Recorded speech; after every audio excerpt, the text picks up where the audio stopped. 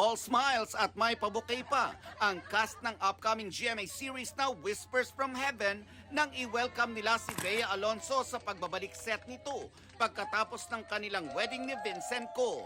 Sa video na ipinost ng co-star ni Bea na si Cassie Legaspi, kitang kilig na kilig ang mga tao sa set habang nagko-congratulate kay Bea.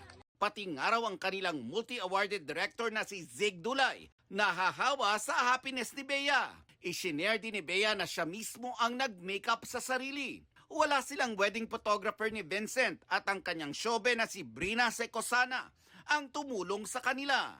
Bukod sa wedding, simple yet elegant din ang very intimate na reception ni Bea at Vincent. Pati ang chef ng pinag-uusapan ding minimalist wedding cake ni Bea at Vincent. Nagulat na lang daw na para pala sa kilalang couple ang kanyang ginawa. Red velvet, vanilla, and chocolate. We use French butter dun sa buttercream frosting namin. Alam mo ba na para sa kanila? Actually, wala. So, yung lumabas ng cake order na to, parang regular cake order lang siya. So, parang sinabi na, we need a simple cake today. Tapos nag-send lang sila ng photo na gagayahin namin.